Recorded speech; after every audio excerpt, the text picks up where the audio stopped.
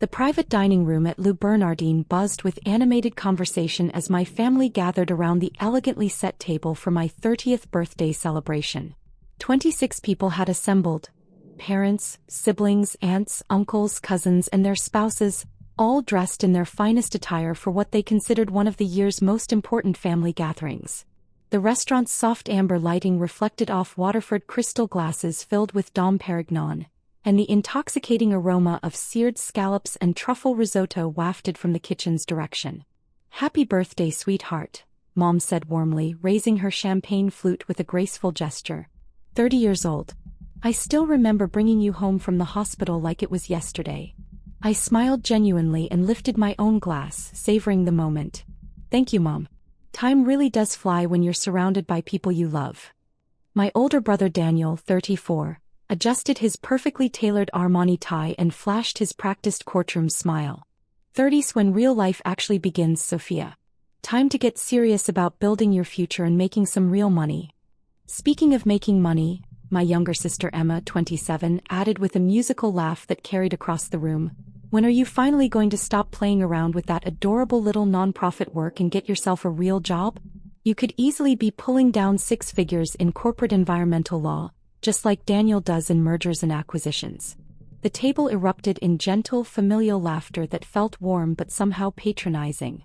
To everyone present, I was Sophia Reed, the idealistic, slightly naive daughter who'd chosen to work at a small environmental nonprofit called Green Harbor Alliance instead of following the well-established family tradition of pursuing high-powered, lucrative careers in business, law, or real estate development.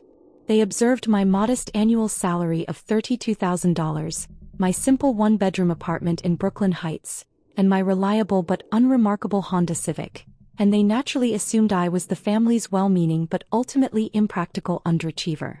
Sophia's doing genuinely important work, Aunt Margaret said diplomatically, always the family peacekeeper. Not everything in this world revolves around making money, you know. That's remarkably easy to say when you already have plenty of it, Uncle Robert chuckled good-naturedly while cutting into his perfectly prepared duck confit.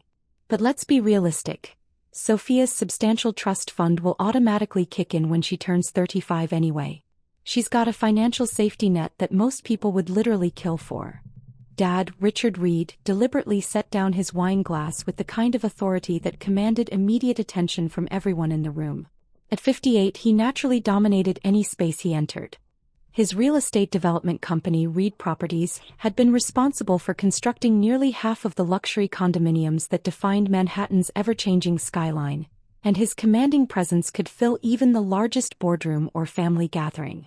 Actually, Robert, your mention of Sophia's trust fund brings up something quite important, Dad said, his voice taking on that unmistakably serious, no-nonsense tone he typically reserved for crucial boardroom negotiations and major business decisions. Something that Patricia and I absolutely need to discuss with Sophia tonight. The table's lively conversation gradually died down to complete silence. Mom looked visibly uncomfortable, fidgeting nervously with her elegant pearl necklace, a telltale sign that she was deeply anxious about whatever was coming next. Richard, perhaps this really isn't the appropriate time or place, she whispered urgently, glancing meaningfully around the table at all the watching faces. No, Patricia. Sophia deserves to know the truth, and frankly, everyone here needs to understand the gravity of our current situation. Dad turned to face me directly, his expression grave and businesslike. Sweetheart, there's absolutely no easy or gentle way to say what I need to tell you. We've been forced to make some extraordinarily difficult financial decisions recently.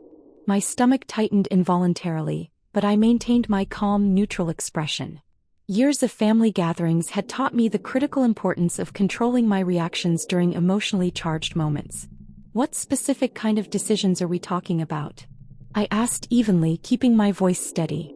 Daniel immediately leaned forward, his razor-sharp lawyer instincts fully activated. Dad, what exactly is going on here? You're making this sound quite serious. The Riverside Development Project has encountered some absolutely catastrophic complications, Dad explained heavily, referring to his latest and most ambitious commercial real estate venture. We're facing multiple environmental lawsuits, endless permit delays, massive cost overruns, and supply chain disasters. We're currently looking at a $20 million shortfall minimum. Uncle Robert whistled low and long. $20 million? Richard, that's not just serious. That's potentially company ending. It absolutely is. And unfortunately, we've been forced to liquidate several major family assets to cover the mounting debts and legal fees. Dad's eyes met mine directly across the candlelit table. Sophia, we've had to sell your trust fund to pay our debts. I'm genuinely sorry, but it was literally our only viable option to save everything else. The room fell into such complete silence that I could clearly hear the soft jazz piano playing in the restaurant's main dining room and the distant rhythmic clink of dishes being washed in the kitchen. Emma gasped audibly, her hand flying to her mouth. Dad, you actually sold Sophia's entire inheritance? Her whole financial future? We didn't have any other realistic choice, Mom said quickly, her voice tight with stress. Our lawyers thoroughly reviewed all our options and concluded it was the only way to protect the family's remaining assets from complete destruction. Daniel's normally confident face had gone completely pale. Dad, that trust fund was worth $15 million. That represented Sophia's entire future security, her safety net, her independence. I know exactly what it was worth, Daniel, Dad replied with firm conviction. But it was infinitely better to sacrifice one family member's trust fund than to allow our entire family legacy to crumble into nothing. Sophia's still young and resilient. She can rebuild her life from scratch. The rest of us simply don't have that luxury of time. Aunt Margaret looked absolutely horrified, her elegant composure cracking. Richard, that money came directly from your father's estate when he passed away. It was specifically designated and legally protected for Sophia's future well-being. And now it's protecting our family's present survival, Dad stated with absolute finality. Sophia, I fully realize this is incredibly difficult news to receive on your birthday celebration, but you needed to know the truth. All the legal papers were signed and filed yesterday afternoon. I took a slow, deliberate sip of my champagne, carefully processing the situation while maintaining my composure. Around the table, my family members were staring at me with complex mixtures of genuine sympathy, shock, guilt, and intense curiosity about how I would react to this devastating news. That's quite interesting, Dad, I said calmly, setting down my crystal glass with perfect control. But there's one rather significant problem with your entire plan. What do you mean by that? I reached into my designer purse and pulled out a thick leather portfolio that I'd brought specifically for this moment. You fundamentally cannot sell what you don't actually control. Dad laughed, but the sound came out forced and uncomfortable. Sophia, honey, I genuinely appreciate your optimism and fighting spirit, but the legal documents have already been signed, notarized, and filed. The trust fund is completely gone. Actually, it's not gone at all. I opened the portfolio methodically and removed a comprehensive set of official documents. Because the trust fund you believe you sold yesterday never actually existed in the first place. The confusion spreading across Dad's face was almost comical in its completeness. What are you talking about? That's impossible. I handed him the documents with steady hands. These are the real, authentic trust documents, Dad. The ones that were actually filed with the state of New York when Grandpa died 8 years ago. Daniel, ever the meticulous attorney, immediately reached for the papers with professional intensity. His eyes widened dramatically as he scanned the dense legal text. Dad, these official documents clearly show Sophia as the sole trustee and primary beneficiary. Your name doesn't appear anywhere on these legal filings. That's completely impossible, Dad insisted, grabbing the documents from Daniel's hands. I'm the designated executor of my father's entire estate. I control all the family trusts, investments, and financial accounts. You control most of them, I corrected gently, but definitely not mine. Mom was staring at the papers over Dad's shoulder, her face growing increasingly pale. Richard, she's absolutely right. This shows a completely different legal structure than what we discussed extensively with our lawyers. I pulled out my phone and opened my secure banking application. The trust fund you think you sold yesterday? That was actually a decoy account I created 3 years ago when I first realized you might eventually try something exactly like this. It contained precisely $50,000, just enough to make the paperwork look completely legitimate to casual observation.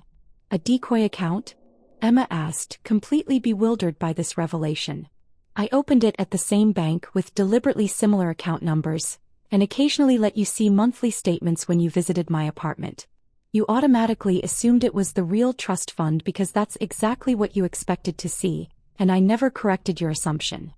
Dad's face was rapidly turning red with a mixture of embarrassment and anger. Sophia, that's fraud. You can't legally create fake financial accounts to deceive your own family. It wasn't fake in any way, Dad. It was a completely real account containing real money that I earned and deposited myself. I just never explicitly told you it wasn't the only account I possessed. I scrolled to another screen on my phone with practiced efficiency. This is the actual trust fund that Grandpa established. I held up the phone so every person at the table could clearly see the balance displayed. $847,326,450. The silence that followed was so profound it felt almost physical. Uncle Robert choked on his wine, coughing violently.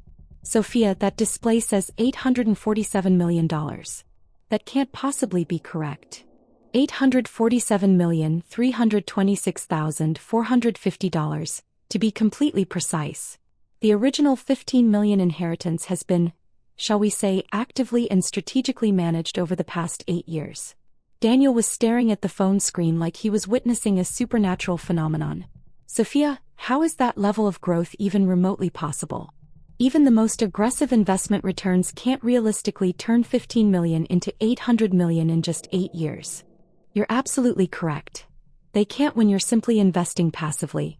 But they definitely can when you're not just investing but actively building and creating value. I put my phone away and pulled out additional documents from my portfolio. I've spent the past 8 years creating something I believe Grandpa would be genuinely proud of. I handed Daniel a corporate filing document. Read Environmental Holdings. I'm the founder, CEO, and sole owner. Emma was reading over Daniel's shoulder, her eyes growing wider with each line. Sophia, this shows you own renewable energy companies across 12 different states. Solar farms, wind installations, geothermal projects, advanced water purification systems, and cutting-edge battery storage facilities. Everything I learned working at that supposedly little nonprofit actually helped me develop a comprehensive understanding of the environmental technology market and its enormous potential. Aunt Margaret was examining another document with intense focus.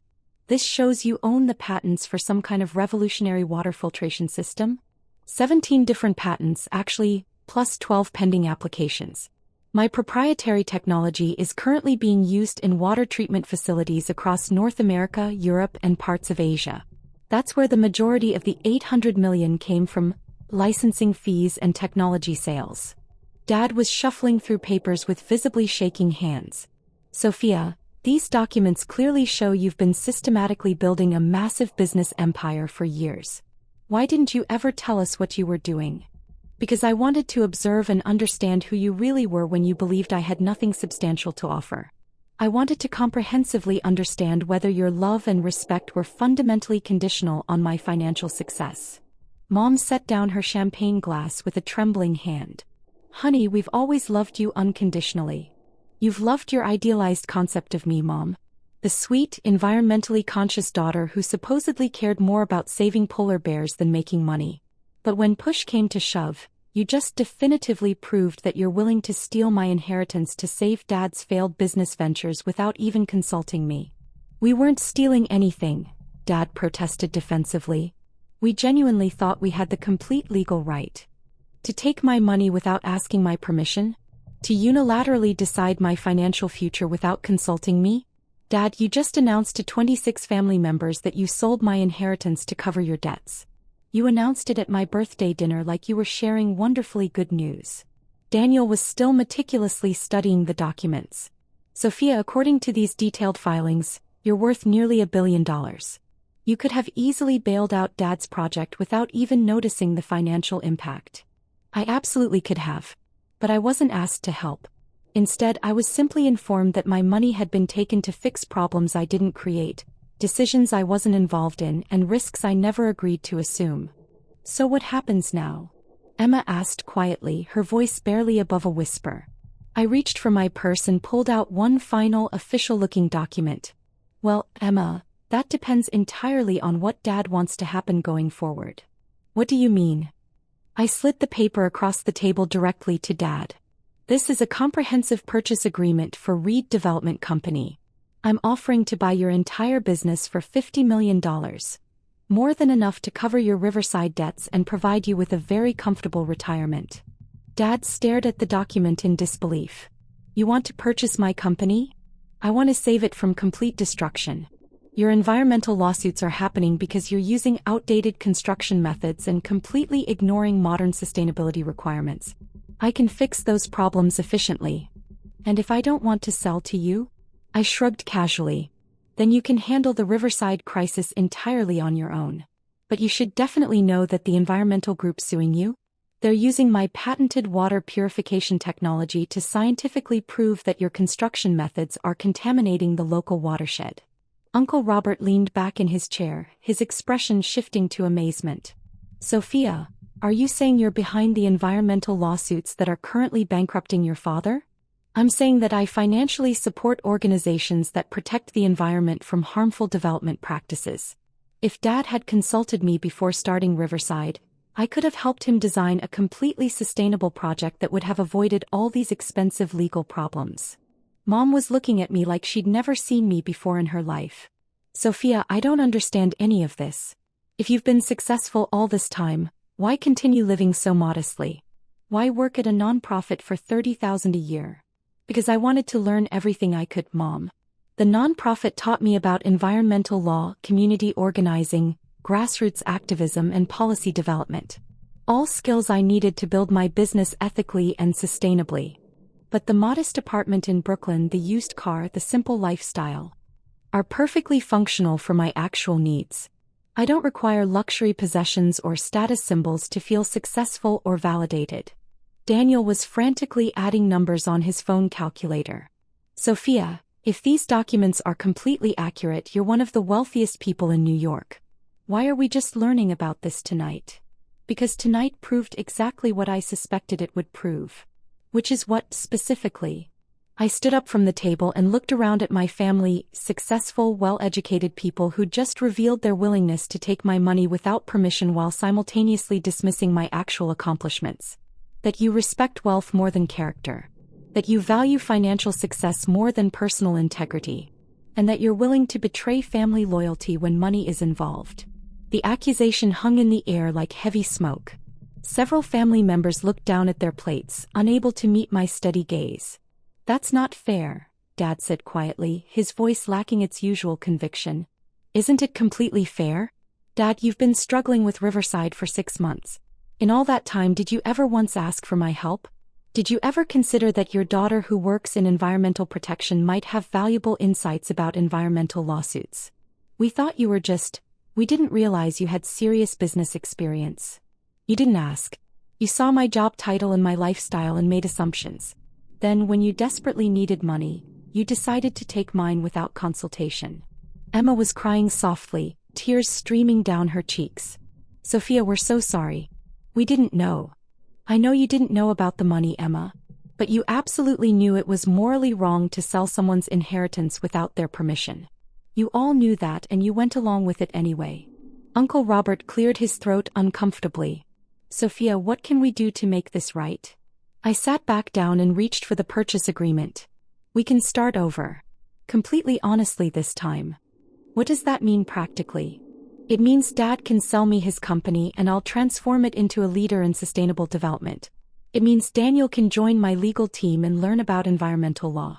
It means Emma can run my community outreach programs and make a real difference. And if we don't want to work for you? Daniel asked. Then you don't. But you also don't get to pretend that tonight didn't happen. You don't get to act like trying to steal my inheritance was just a misunderstanding. Dad was staring at the purchase agreement with intense focus. $50 million? That's your final offer. It's a completely fair price for a company with $20 million in debt and multiple ongoing lawsuits. But the offer expires at exactly midnight tonight. Why midnight? Because I have a meeting tomorrow morning at 9 a.m. with the Riverside investors. They're interested in funding a complete redesign of the project using sustainable construction methods. Mom gasped. You're going to work with them directly? If Dad doesn't want to partner with me, then absolutely yes. I'll help them build something environmentally responsible on that land. with or without Reed Development Company's involvement. The table fell silent except for the soft sounds of the restaurant around us. Distant conversations, gentle music, the subtle clink of silverware on china.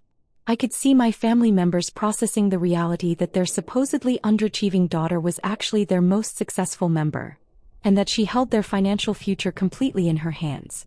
"Sophia," Dad said finally, his voice heavy with emotion, "I owe you a profound apology. We all do. We underestimated you, we disrespected you, and we tried to take advantage of you. I accept your apology, Dad. But apologies don't rebuild trust. Actions do." "What kind of actions?" I pulled out my phone and opened my calendar application. "Tomorrow morning, 9 a.m. sharp, my office in the Reed Environmental Building. You can see what I've actually built over the past 8 years. Then we can decide whether we're going to work together or separately going forward." "The Reed Environmental Building?" Emma asked with surprise. "The 30-story glass tower on the west side with the vertical gardens and solar panels covering the entire facade." Daniel's mouth fell open. "Sophia, you own that building? That's one of the most innovative and talked-about commercial structures in the city." "I designed it personally. Architecture was my minor in college, remember? You all said it was a complete waste of time." Uncle Robert was shaking his head in pure amazement. "Sophia, we've been driving past your building for 3 years. How did we not know it belonged to you? Because you never asked what I was working on. You just assumed my nonprofit job was the complete extent of my ambitions." I stood up again and gathered my documents methodically. "I'm going home to prepare for tomorrow's meetings. Dad, if you want to sell Reed Development, the signed agreement needs to be delivered to my office by 11 p.m. tonight." "And if I sign it?" Dad asked. "Then we start building something better together. Your experience in construction, my technology and environmental expertise, Daniel's legal skills, Emma's community connections. We could create the most innovative sustainable development company on the entire East Coast. And if I don't sign it? Then Reed Development handles its problems alone, and I work with your former investors to build something completely new. Either way, Riverside gets built correctly this time." I walked around the table kissing family members goodbye as I passed. "Thank you all for coming to my birthday dinner. It's been genuinely educational." As I reached the door, Dad called out, "Sophia?" "Yes. The trust fund. The real one. Have you been supporting environmental causes with it?"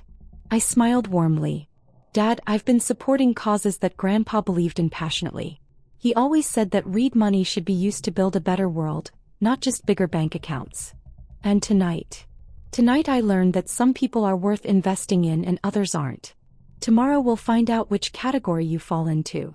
The car ride home to Brooklyn gave me ample time to process the evening's dramatic events. My phone buzzed continuously with incoming text messages. "Daniel, I've been researching your patents online. Sophia, what you've accomplished is absolutely incredible. I'm genuinely sorry for how we treated you. Emma, I can't stop crying. We've been so blind and so selfish. Please forgive us. Mom, honey, I'm proud of you and ashamed of us. Your father is reconsidering everything. Aunt Margaret, Sophia, I've always known you were special, but tonight proved you're extraordinary. Your grandfather would be so proud. Uncle Robert, I owe you a massive apology. Your environmental work isn't just important, it's revolutionary. I'd be honored to learn from you." At 10:47 p.m. my phone rang. Dad's contact photo filled the screen. "Sophia, I've signed the purchase agreement," he said without preamble. "My lawyer is delivering it to your building tonight." "That's good, Dad. I think we can build something amazing together. I have one question though." "What's that?" "The environmental lawsuits against Riverside. Can you really make them go away?" I smiled as I pulled into my apartment building's parking garage. The building I'd purchased and converted to affordable housing for nonprofit workers and environmental activists. "Dad, when you own the technology they're using to measure water contamination, and when you have patents for the systems that can fix the problems, making lawsuits go away becomes much easier. You've been playing chess while we've been playing checkers, haven't you?" "I've been playing the long game, Dad. And tomorrow we start playing it together." That night, I sat in my modest apartment. My deliberately modest apartment that kept me grounded while I built an empire and planned our family's future. Sustainable development projects that could showcase Dad's construction expertise while protecting the environment. Legal strategies that could utilize Daniel's skills while advancing environmental justice. Community programs that could channel Emma's passion while building public support for green technology. For 8 years, I'd been the family's invisible environmental guardian. Starting tomorrow, I'd be their visible partner, teacher, and collaborator. The family that had tried to steal my inheritance on Sunday would be starting their real inheritance, a legacy of environmental responsibility and sustainable success, on Monday. And for the first time in years, I was excited to see what we could build together.